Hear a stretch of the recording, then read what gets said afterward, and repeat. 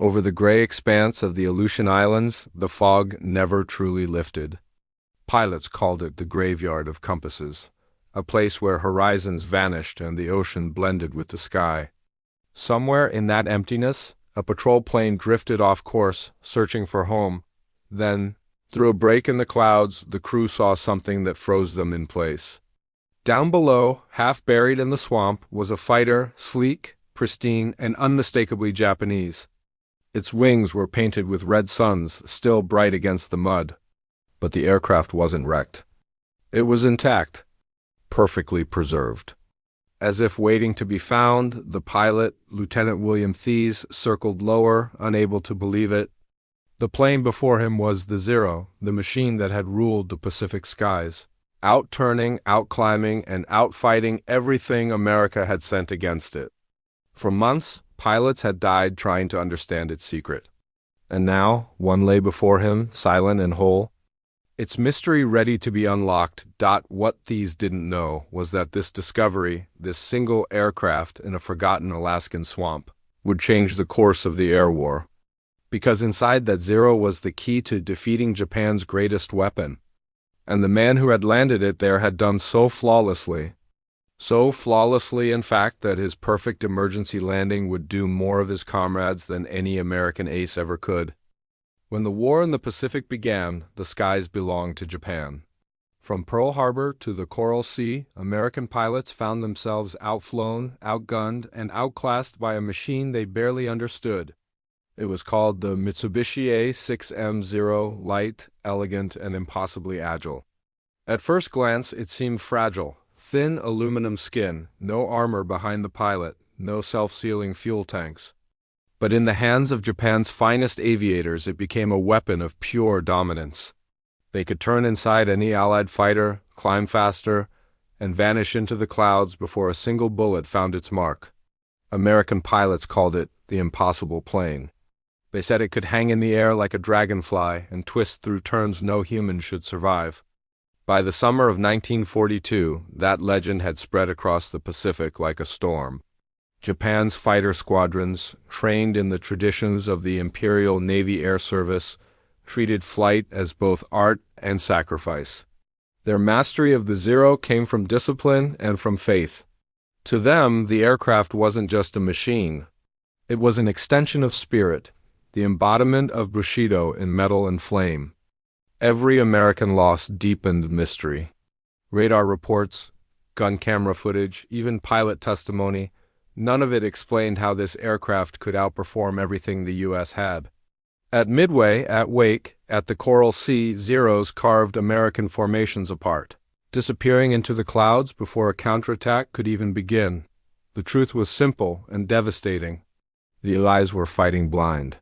Far to the north, across the frigid Aleutian Islands, Japan's Navy opened a second front, a diversion meant to draw American strength away from Midway. Carriers Ruyo and Janyo launched waves of bombers and fighters toward the windswept islands of Attu and Kiska. Among the pilots aboard the Ruyo was a young ensign named Tadayoshi Koga.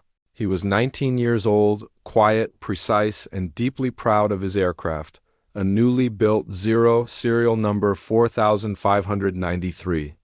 On June 4, 1942, while the world's attention turned toward Midway, Koga took off into the freezing Aleutian fog, leading a patrol of 3 fighters toward Dutch Harbor, Alaska.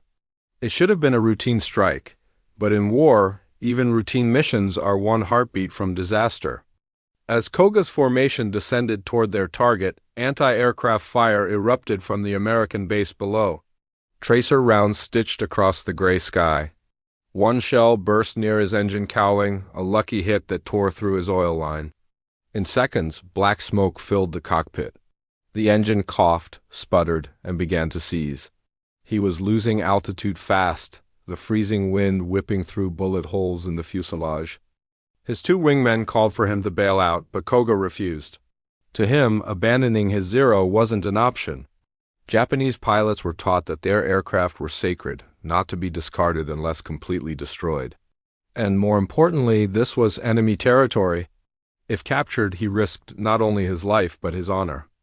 He scanned the fog-draped horizon and spotted a patch of green Akutan Island, a desolate volcanic rock surrounded by swamp. Believing it solid ground, he lowered his landing gear and aimed for a soft touchdown. The wheels touched first. Then came the sound, a dull, sucking crack as the gear plunged into muskeg, a bog so thick it could swallow tanks. The Zero flipped instantly, nose over tail, and slammed inverted into the ground. The canopy crushed, killing Koga instantly. His wingmen circled helplessly above. They couldn't land to retrieve his body. One of them, Petty Officer Makoto Endo, flew low, confirmed Koga's death, and fired a short burst into the wreck to destroy it. But the bullets ricocheted harmlessly off the fuselage. The aircraft refused to burn. Endo hesitated. If he made another pass, he'd risk being shot down himself. So he left, marking the coordinates and reporting the Zero as destroyed. But it wasn't. The aircraft lay belly up in the swamp, its propeller bent, its frame undamaged. Inside, Koga's body hung suspended in his harness, still clutching the control stick. For 5 weeks, the plane rested there, untouched, preserved by the cold Alaskan air. Its paint still gleamed beneath the mud. Its secrets waited patiently. To the Japanese it was gone, another casualty of war. To the Americans it didn't yet exist. No one knew that the world's most feared fighter had landed, almost perfectly, in enemy hands. A mechanical miracle waiting to be found. And when it was, it would change everything, the war, the tactics, and the balance of power in the Pacific skies. Because within that silent wreck lay the answers the Allies had been dying for. How it turned. How it climbed. And how, finally, it could be beaten. For more than a month, Ensign Tadayoshi Koga's Zero lay upside down in the Alaskan swamp, a ghost of war buried in silence. The muskeg had swallowed its landing gear whole, holding it like a fossil in amber. Each morning, the fog rolled in from the Bering Sea and wrapped the wreckage in white mist, hiding it from every eye that passed above. No one in the American Navy knew it was there. No one in Japan knew it had survived. And yet, this single aircraft, broken, forgotten, and almost perfectly preserved, would soon rewrite the future of the Pacific Air War, the Discovery. It happened by chance? On July 10, 1942, a U.S. Navy PBY Catalina patrol plane from Dutch Harbor was returning from a routine reconnaissance mission. At the controls sat Lieutenant William Bill Thea, a quiet, methodical pilot known for never missing details. His crew had been flying for hours through dense Aleutian fog, navigating by dead reckoning when the clouds thinned enough to reveal the black volcanic ridges of Akutan Island. As they passed over the barren coastline, radioman Albert Knack spotted something below, a flash of silver half buried in the swamp. He leaned out of the observation blister and shouted over the engine noise, "Looks like a plane down there."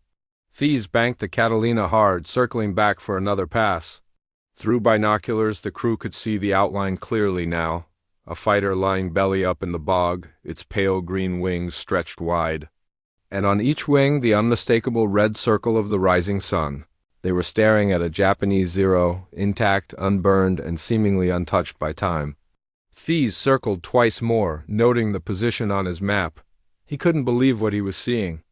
Every other Zero shot down over the Pacific had been obliterated, either exploded mid-air or shattered on impact into unrecognizable debris. But this one looked whole. The crew didn't linger. The Aleutian weather could turn deadly in minutes. They marked the location, photographed it, and turned back toward Dutch Harbor, carrying with them what would become the most valuable coordinates of the war, the skepticism. When Thies reported the find, his commanding officer, Lieutenant Commander Paul Foley, was skeptical. A perfectly intact Zero in Alaska? It sounded like wishful thinking, or worse, a decoy. But Thies persisted. He knew what he'd seen, and he understood what it could mean. The Navy had lost dozens of pilots to the Zero. If this wreck was truly intact, it could hold the key to finally understanding Japan's aerial advantage. After several tense days of debate, Foley authorized an expedition. A small salvage team, including engineers and mechanics from the Navy's construction battalion, was assembled and shipped out aboard a transport vessel to Akutan Island. The salvage. When they arrived, the scene was eerie. The swamp stretched for miles, silent except for the wind moving through the reeds. And there, glinting faintly beneath the gray sky, lay Koga Zero, its inverted fuselage resting gently in the mud. The recovery crew approached carefully. They flipped the plane upright using makeshift block-and-tackle rigs and ropes strung between temporary wooden masts. To their astonishment, the structure was almost undamaged, the wings straight, the fuselage intact, the cockpit sealed tight. Even the paint, a pale jade green, was still smooth beneath the grime. Inside, they found Koga's body, still strapped in his harness. He was buried nearby with full military honors. The Americans, though his enemies, treated him as a fellow airman, one who had died with honor in flight. Once the remains were respectfully handled, the crew focused on the aircraft. Mechanics drained the remaining fuel, cleaned the engine, and examined the instruments. Everything was there, the gauges, the throttle, the radio, frozen in time. They marked the engine's serial number, Nakajima Sake 12, one of Japan's most advanced power plants. Realizing its value, they disassembled the plane carefully, removing the wings and tail to load it aboard a barge. Every bolt, every strut was catalogued and secured. From Akutan, the Zero was shipped first to Dutch Harbor, then to Seattle, and finally to North Island Naval Air Station in San Diego, where America's best engineers and test pilots were waiting. The arrival. When the crates arrived in San Diego, word spread quickly through the Navy. Men gathered just to see it, the legendary Zero, the terror of the Pacific, finally captured intact.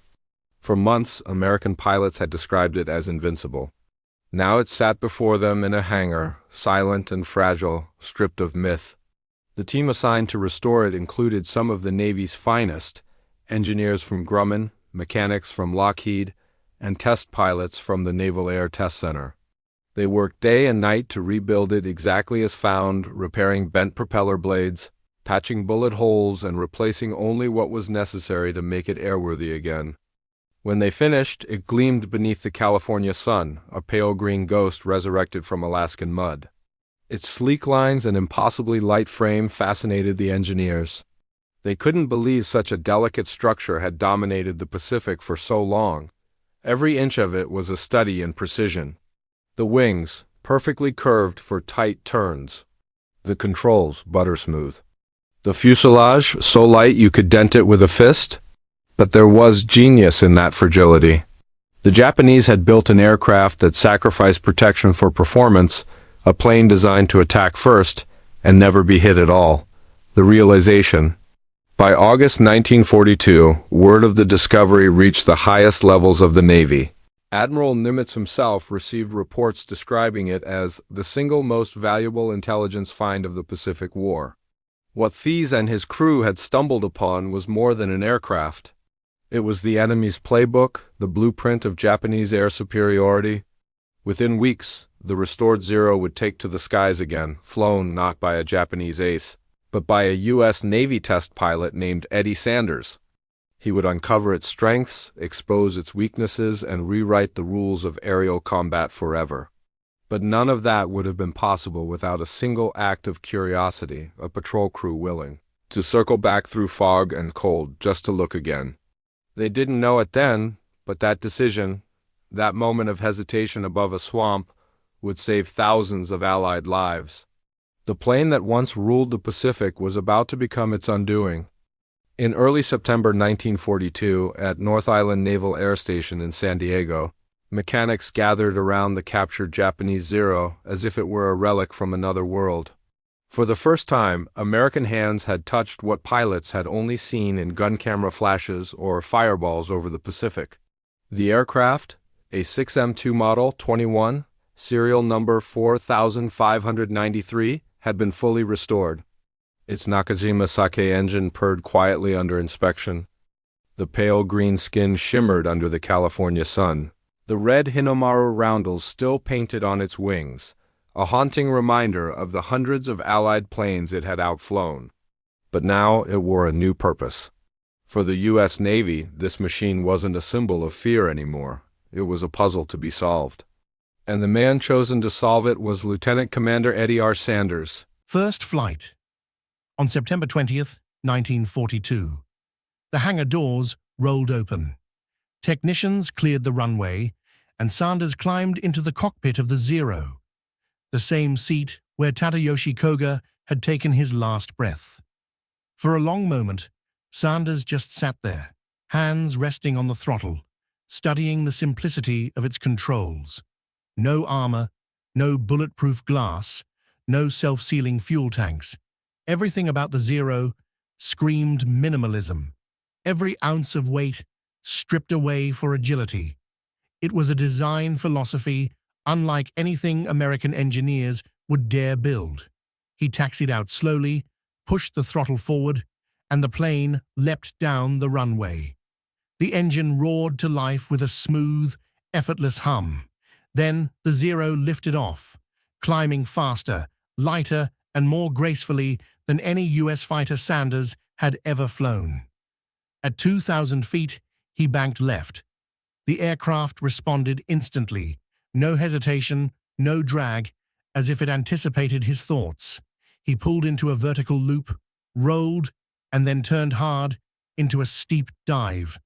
Every maneuver was crisp and precise. At lower speeds, the plane was almost alive, whisper-light on the controls. Sanders landed and taxied back to the hangar, shaking his head in disbelief. "Now I know why our boys are dying out there," he said. Over the next 2 weeks, Sanders flew the captured Zero 24 times, pushing it to its limits. Each flight peeled away the layers of mystery surrounding Japan's most lethal weapon, discovering the weakness. At first, Sanders couldn't find a flaw at low speeds. The Zero outperformed every American fighter. It could turn on a dime, climb steeply, and recover from tight loops without losing energy. But when he began testing it at higher speeds, something unexpected happened. At 230 miles per hour, the control stick stiffened. By 250, the ailerons, the control surfaces that let the pilot roll, became almost immovable. Sanders realized what that meant. At high velocity, the Zero could barely turn at all. In a dive, it became sluggish, a target rather than a predator. And because it lacked armor, a single bullet to the fuel tank or cockpit could bring it down instantly. He filed his report, and within days, the information reached Admiral Chester Nimitz's staff. The Navy's analysts pored over Sanders' data and issued a new tactical bulletin to every American pilot flying in the Pacific. It contained just 3 rules. Don't dogfight a Zero, use your speed. Attack in a dive, and never stay to turn. The birth of new tactics. Those findings changed everything. In combat training that fall, American pilots began practicing new maneuvers designed to exploit the Zero's weakness. One of the most famous was the Thatch Weave, developed by Commander John "Jimmy" Thatch. 2 fighters would weave back and forth in crossing patterns. When a Zero tried to follow one, it exposed itself to the guns of the other. It worked. Almost overnight, the myth of the unbeatable Zero began to crumble.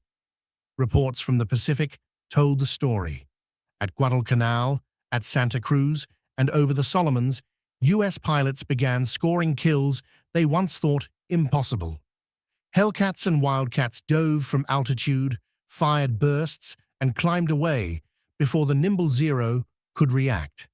The Zero hadn't changed, but the men fighting it had. For the first time since Pearl Harbor, the U.S. Navy owned the skies. Transformation. Sanders continued his tests through October. He measured stall speeds, turning radii, and roll rates. He flew mock battles against American aircraft, the F-4F Wildcat, the P-40 Warhawk, and the new prototype of the F-6F Hellcat. The results were revolutionary. The data from his flights directly influenced the final design of the Grumman F-6F Hellcat, an aircraft purpose-built to counter the Zero.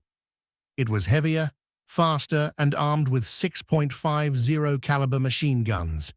By 1943, it entered service and immediately changed the war. Where the Zero had once ruled the skies, the Hellcat now hunted it. In one engagement after another, American pilots used the tactics born from Koga's captured aircraft to dominate the enemy. Kill ratios soared, some squadrons claiming 10 zeros down for every Hellcat lost. What began in an Alaskan swamp had become a doctrine of victory. The irony. But there was a deeper irony that few noticed at the time. The same pilot who had died trying to save his aircraft, who landed with precision and faith in his training, had, through that act, given his enemies the key to defeating his own country. Tadayoshi Koga never lived to see what his perfect landing had set in motion. He had followed orders, flown with skill, and upheld his code. And yet, his sacrifice became the Allies' turning point. In the sterile test hangar of San Diego, the plane he once flew so proudly was dissected, studied, and transformed into a weapon against his own comrades. Every rivet and wing measurement became data. Every maneuver Sanders performed rewrote the rules of air combat. The Akuten Zero, once a symbol of Japan's invincibility, was now America's greatest teacher. By the end of 1943, Japan's air losses were catastrophic. The tactics forged in those San Diego test flights had spread across every Allied carrier and airbase in the Pacific. And as the Hellcats and Corsairs swept the skies clear, one truth echoed through every briefing room. Know your enemy, and you'll know how to win? The Zero's reign of terror had lasted less than 2 years. Its fall began not in a dogfight, not in battle, but in a quiet swamp on a forgotten island, and in the hands of one test pilot who dared to fly the enemy's wings. The war in the air had changed forever, and from that moment on, victory belonged to those who learned. When the last test flight of the captured Zero ended in October 1942, the engineers at North Island Naval Air Station wheeled the aircraft back into its hangar. Its wings bore patches from bullet holes and test stress, its once proud Hinomaru symbols dulled from the California sun. But for the men who'd studied it, that plane was no longer an enemy. It was a teacher, one that had rewritten the story of the Pacific Air War. Yet the story of Koga Zero didn't end with its last landing. Its true legacy was only beginning. The weapon that taught the world. The data gathered from those flights filtered through every corner of the U.S. Navy and Army Air Forces. Design bureaus at Grumman, Vought, and Lockheed studied the reports like scripture. The insights transformed the very DNA of American aircraft design. Engineers no longer aimed to outturn the Zero, they aimed to outlast and overpower it. Speed, armor, and firepower became the new commandments. By early 1943, new planes began rolling off assembly lines with Koga's ghost in their blueprints. The F-6F Hellcat, designed to exploit every weakness found in the Zero, was soon proving itself in combat. Its powerful Pratt and Whitney engine gave it a decisive edge, faster, tougher, and deadly in a dive. When the Hellcat met the Zero over the Pacific, it wasn't a duel anymore, it was a reckoning. By the end of 1944, Hellcat pilots had shot down over 5,000 Japanese aircraft, claiming a kill ratio of nearly 19-1. Those victories didn't come from luck. They came from knowledge born from a quiet swamp on Akuten Island. The fate of the plane. After months of testing, the Zero was crated and sent to Anacostia Naval Air Station in Washington, D.C. There, it continued to serve as a research tool for tactics and training. Dozens of officers and engineers visited, taking notes, measuring the curvature of its wings, the angle of its flaps, the thickness of its skin. But in February 1945, tragedy struck. While being transferred to Nass-Patuxent River for further tests, the Akuten Zero was damaged beyond repair during a landing accident. It flipped on its back, the same way Koga's plane had been found years earlier. The symbolism wasn't lost on the men who witnessed it. The aircraft that had once changed the course of the Pacific War was finally gone, ending as it had begun, inverted, silent, and alone. Its remains were later scrapped, but fragments survived. A section of its tail and control surfaces were preserved, displayed in museums decades later as relics of a turning point few truly understood, the unseen pilot. For years, Tadayoshi Koga's name was a mystery. The wreck on Akuten Island bore no visible identification, and wartime secrecy shrouded his story. It wasn't until long after the war that records confirmed the identity of the pilot who had made that perfect landing. Koga was just 19 years old when he died. A graduate of Japan's rigorous naval flight school, he had been known among his peers as quiet, methodical, and deeply disciplined. He had written in his journal that he wished to bring honor to his family and his country. In his final act he did, though not in the way he intended. For decades, few in Japan knew his name. To his comrades, he was simply the pilot of the Akuten Zero. But in time, historians recognized the strange truth, his skill and calm under pressure. The very qualities that defined him as an aviator had inadvertently handed his enemy the blueprint for their own survival. It was a twist of fate as haunting as it was poetic. Aftermath in the skies. By 1945, the balance of air power had completely shifted. Where once Japanese pilots had dominated the Pacific, they now flew against overwhelming odds. Their Zeros, once unmatched, were outpaced by newer American aircraft that owed their existence to the lessons learned from Koga's plane. The F-4U Corsair, P-38 Lightning, and P-51 Mustang embodied those lessons. Heavier, faster, and armed to the teeth, they used altitude and energy, not agility, to win. Every tactic taught to new pilots stemmed from one principle: never turn with a zero. That doctrine was more than strategy, it was survival. At the Battle of the Philippine Sea in June 1944, later called the Great Marianas Turkey Shoot, hundreds of Zeros fell from the sky. American pilots flew using the same insights gleaned from the Akuten tests. It wasn't just superior numbers that decided the outcome. It was superior understanding. And in a strange, almost tragic way, every downed Zero that day carried a shadow of Koga's legacy. Legacy beyond war. After the conflict ended, the Akuten Zero faded into memory, a footnote in war reports, a brief mention in post-war documentaries. But for the pilots who had survived the Pacific, it was something more profound. It had shown that no enemy was invincible, that even the most feared weapon could be understood, dismantled, and overcome with study and patience.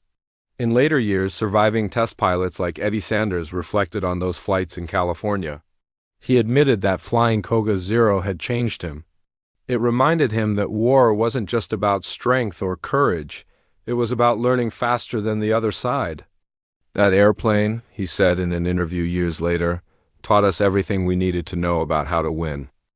Remembering Akuten, today Akuten Island remains desolate. The swamp where the Zero landed still exists, untouched, overgrown, quiet. Only the wind and seabirds pass over the spot where a young Japanese pilot once brought down his crippled plane with grace and skill. Koga never knew the reach of his final flight.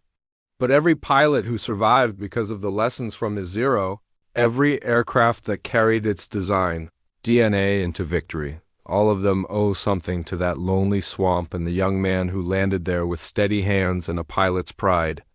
In war, heroes are often defined by triumph. But sometimes history is changed most by those who fall quietly and leave behind the truth that saves others. The numbers are impossible to pin down precisely, but aviation historians estimate that the capture and study of Koga Zero increased American aerial combat effectiveness by nearly one-third. That single discovery, one downed aircraft in a forgotten Alaskan swamp, did more to shift the balance of air power than months of brutal fighting across the Pacific. In an era defined by fire and steel, it wasn't a new weapon that changed the tide. It was knowledge. Thousands of American pilots would return from missions they might otherwise have never survived. Thousands more Japanese aircraft would fall from the skies, their once unbeatable agility undone by tactics born from a single wreck the Navy nearly left to rot. The Akuten Zero became a classroom, a teacher in aluminum and oil, silently explaining how to win.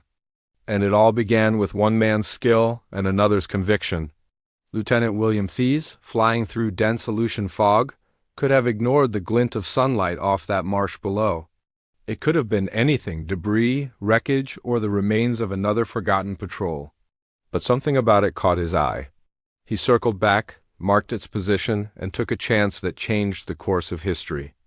What Thies found wasn't just a crash site. It was an intact enemy fighter, the first of its kind ever to fall into American hands. A pristine Mitsubishi A6M0, still bearing its crimson Hinomaru, resting upside down in the mud, and inside it the body of Petty Officer Tadayoshi Koga, a 19-year-old pilot who had executed a perfect emergency landing before dying instantly when the plane flipped. His final act was one of flawless skill, and that skill, though born of loyalty and courage, would soon become his nation's undoing. When the Zero was recovered and restored, it revealed everything Japan had worked to hide: the delicate balance of speed and maneuverability, the sacrifice of armor for agility, the vulnerability at high speeds that American engineers would exploit with precision.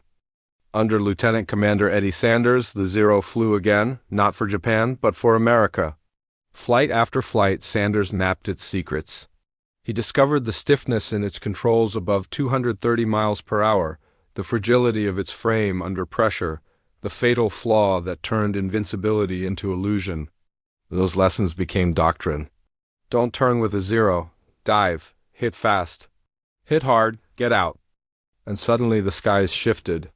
The myth of the unbeatable Japanese fighter collapsed under the weight of cold, technical truth.